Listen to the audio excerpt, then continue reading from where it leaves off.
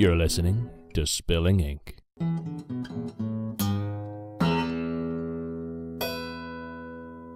Hey guys, Katie Solitis here again for Spilling Ink. We've got some more authors to introduce you to here at the Tucson Comic Con.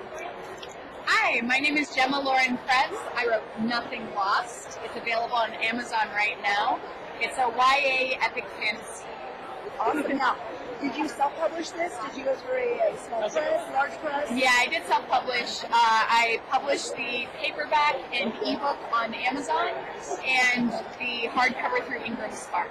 Okay, yeah, a lot of people are using Ingram Spark lately. They're great. How are you finding working with Ingram Spark versus working with Amazon on print?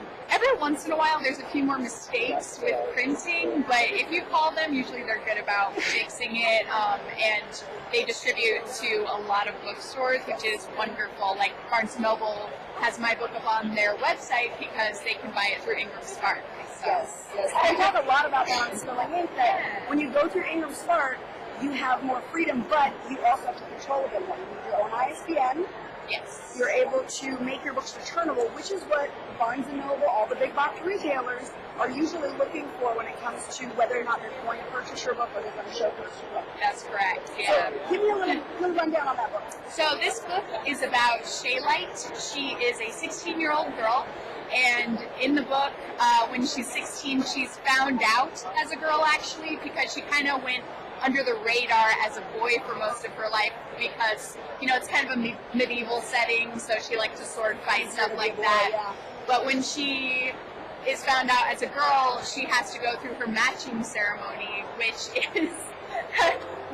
happens, and then she gets matched with no one. And because she's matched with no one, she can't continue the lineage of her job that she currently has, which is the palace gardener, which is kind of a priesthood, so they have to kind of kick her out a little bit, even though her dad's the master gardener, and she has to find her own way. So she goes on a seafaring adventure, meets lots of new friends, but also finds out there's a huge conspiracy in her island ring, and so she has to go back. There's a lot of stuff that happens, and she has to kind of break some rules and do some things that aren't so great, and it all comes back around in the end. Sounds like an epic adventure. It is. I need to read this now. I would appreciate that. Where can we get this? You said Barnes & Noble? Well, BarnesandNoble.com has it. Okay. But I would suggest Amazon.com. You can get ebook, paperback, or hardcover on Amazon, and it's great. I'm also at local conventions here in Tucson, so I'm selling it here at Tucson Comic Con. I'll be at Tucson next weekend, so try to get it out a little bit there too. Do you do the book fair? I've heard you guys here in Tucson. I'm going to be at the book fair, yes, absolutely. And yeah, it's fantastic. If anyone has the chance to go to the Tucson Festival of Books, it's amazing. It's at the U of A campus here in town, and it's just rows and rows of tens of books and big authors. Veronica Roth was there last year, so awesome. Good stuff. Awesome. Well, thank you for joining us. Thank you. And we'll be back with some more author interviews. Stay tuned.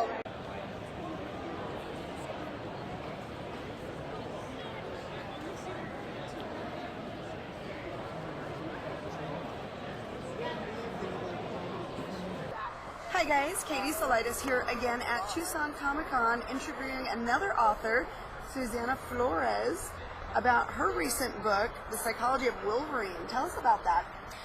So a few years ago, I was assaulted, and something about a panel with Wolverine where he's like beaten in battle and he was in the gutter, defeated. That panel I was drawn to that, and for some reason I was just like, I think it was his sneer, because his claws were, out, and he's like, okay, suckers, now it's my turn, and during that time, I was able to relate to that because I felt like that was me, right? And, but he knew he was going to get them back, and so I started doing research with him because I wanted to be like him. I wanted to fight back. I wanted to proclaim my truth and be able to come back from it. And so, he provided me with a lot of healing.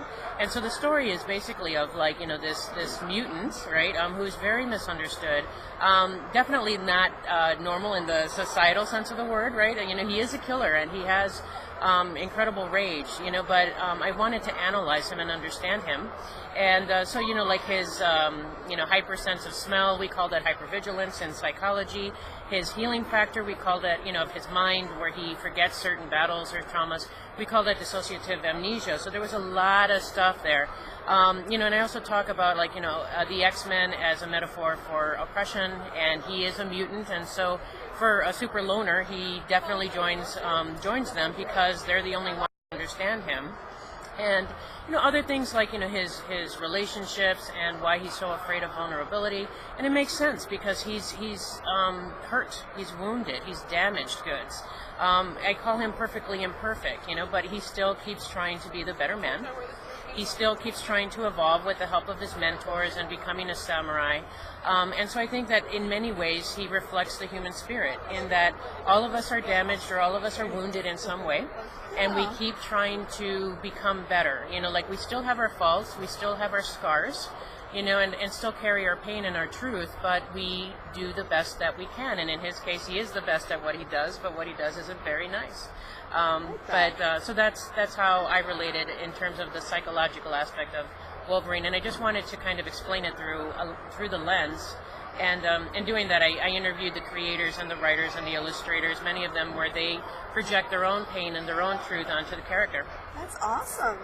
And this is like the perfect theme for a Comic-Con because you've got so many of the X-Men fans, so many superhero, anti-hero fans. Yeah. This is perfectly topical for this. Have you been finding a lot of people, look at this and go, oh my God, Wolverine, and they just want the book? Yeah, because nothing has ever been done like this, not through the psychological lens. And there's so much to go through, to analyze. Even just like the psychology of torture, where he was in the Weapon X program, and so I had to really look at real life torture, and then put the reader in there to, with Logan, so they could really understand why he became the way that he is. That's a hard place to go to. It is a hard place because, it's not the easiest chapter to read, but I had to do it because it's real and it's raw. I can imagine. And so. Now, will you take any other of the comic book heroes and do the same and kind of analyze them? Yes, I am working on something now, but I will give a hint, right? It could be 1 to 3 people. Let's just say it's someone who is functioning without a full deck. Okay, so I will just leave it at that. Okay, all right, this is great. Well, guys, check her out, Susana Flores. Check out the Untamed Psychology of Marvel's Wolverine. And we'll be back with some more interviews later from Tucson Comic-Con. Thanks for watching, guys.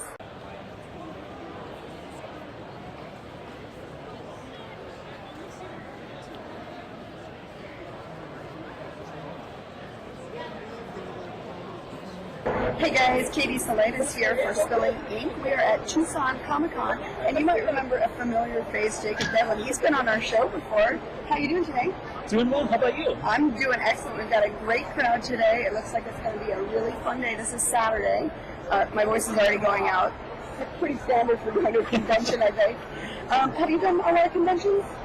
This is my second one. It's actually my first time doing the Tucson one. So. Okay, and you're local here. And I'm local here. Yeah, I've always known about it, but this is the first time that I've actually participated or even come to it. So it's an exciting time for me. Overall impression as a first time boothing in your backyard, basically? I'm really excited about it. It's very different than any other convention that I've done because I'm used to hustle bustle. So San Diego, Phoenix, always very busy. This one definitely has a different vibe to it, and that it's very, it's laid back. It's kind of nice to see. It feels a lot like Tucson to me. Tucson is a very laid back kind of place. It's very chill, but the energy is still very high here. At the same time, you see all the cosplayers, and you see, it has that celebration of creativity behind it. So I'm very excited. Definitely. The cosplay is great here, and we'll be posting a bunch of pictures that we get throughout the day for different cosplays so that you guys can see a little bit of what we're seeing. So what are your expectations? I'm hoping that I can see some familiar faces and get to know a lot of new people within my own backyard, get to know some of the other authors and artists, and that's honestly one of the things that I'm most excited about. Hopefully connect with some new readers and kind of trying to promote the book that I'll have coming out in March, so just trying to build some hype behind that. And so that's what I'm most excited about. All right, and it's Cosplay Day, I don't know if you can tell. So tell us a little bit about your costume, where did it come from? So this is inspired by the book that I have coming out in March, Roses in the Dragon's Den. And so that's going to launch a whole new series about one of my characters, Nariah Storm. And so this, I guess I could be anybody right now. I mean, somebody told me that I reminded them of a book from Once Upon a Time, who kind of has an inspiration for one of the characters in my book. Or I could be, I think I have kind of a bad guy vibe today, which is kind of fun to do. So. All right, well, let's hope you sell a lot of books today. All right, thank you. And we'll be back with Likewise. some more interviews later.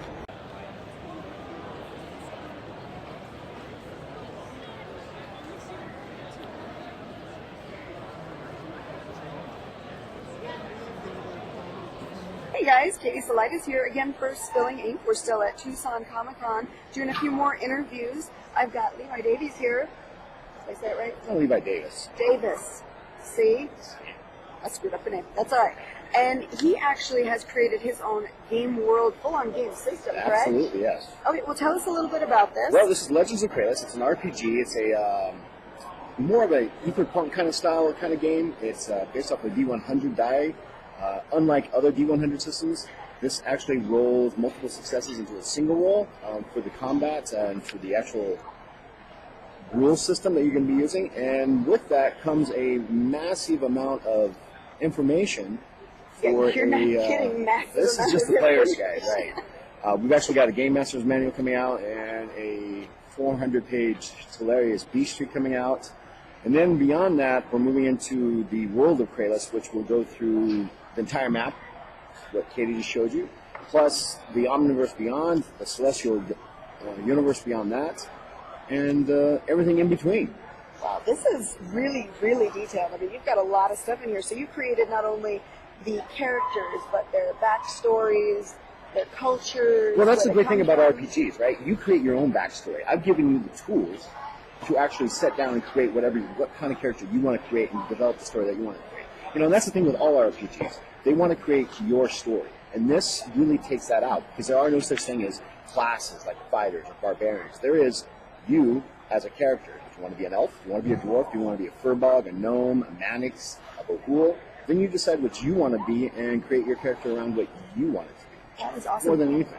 Now, you're actually upstairs right now showing this game Demoing it off, up, playing. yes, ma'am. How's that been going? Really excellent. Some people have only been able to play for an hour. You know, it's a convention, so not everybody has a lot of time to sit down. But yesterday, I roped in a large group of 5 awesome players for an hour play to extend to a full 3-hour play. And they ended up literally blowing up the moon base with a bomb because they wanted to get out.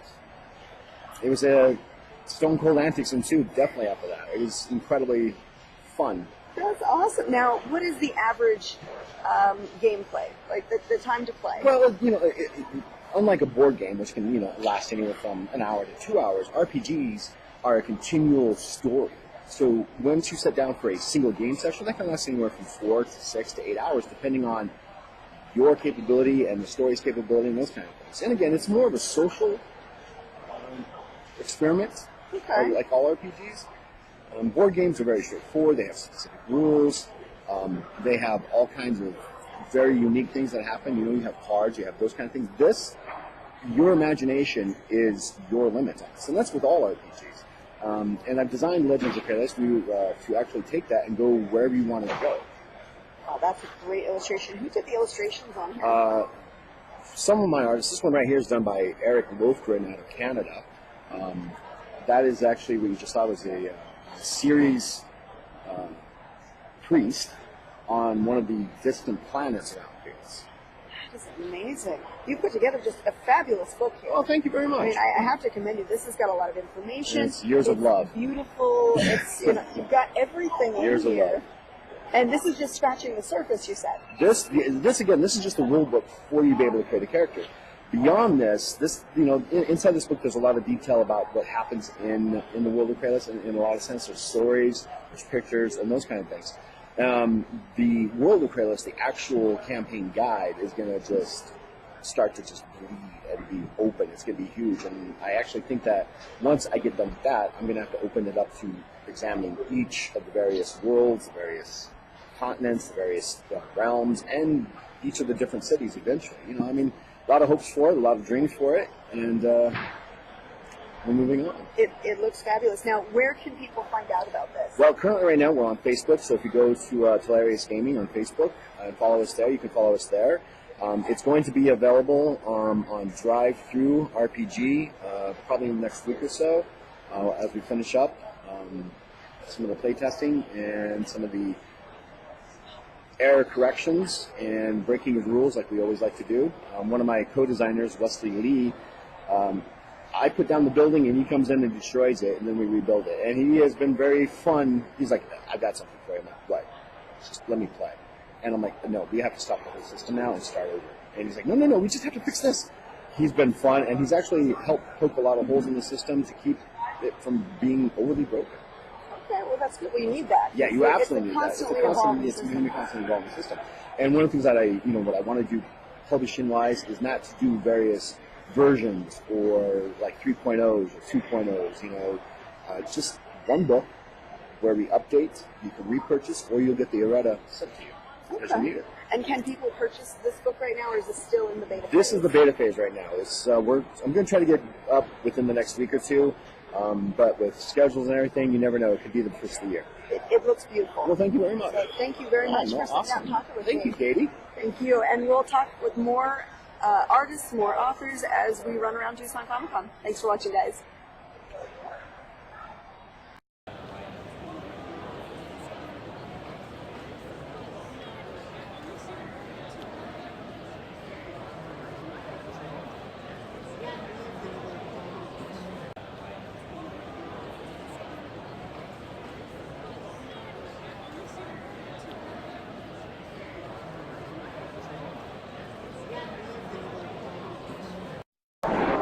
Hey guys, we're coming to the close at Tucson Comic-Con for this year, and I just had to stop these two.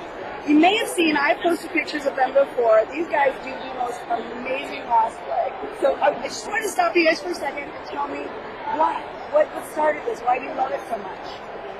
Yes, we each have our own different story with it. I got recruited about 4 years ago on my birthday. I was working out and I had on some sort of red, white, and blue t-shirt.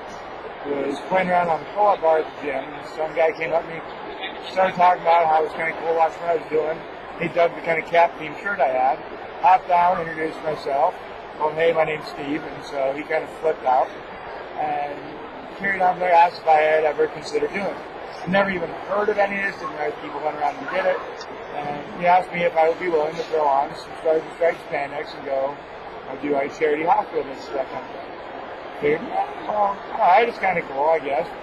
Didn't think twice of it. My girlfriend at the time, she was out of town, she asked how my birthday was. Explained that when I was 8, my closet didn't go to Narnia, and when I was 10, Hogwarts hadn't been invented. So, turns out you had to be born a Jedi, but on my 35th birthday, some guy asked me if I wanted to be a superhero. She said, well, you said yes, right? I don't know. What do you think? Well, think on your resume for the rest of your life, you can put down superhero, job experience. All right, let's do this. And went, started doing a couple of fundraising visits here and there, and just got stuck doing it. Then about a year later, went and actually hit my first Comic-Con. And what do you get out of it? I mean, the kids obviously, they see you, their face lights up, you're Captain America. What does it do for you? The kids are our future, and they need to have role models. We give them so many examples of how not to act. We need to give them more of the option. So, for the kids who are in the hospital, they're there under tough circumstances, so knowing that you're going to leave some of that for our power, it's not just our visit there, it's days after how they talk for the next 3 days. How Clara's having Captain America and Iron Man despite the hospital. And there's I've seen them years and years later. They'll see me having a grocery. You're Captain America from Austin. How are you doing? It's a lot of fun.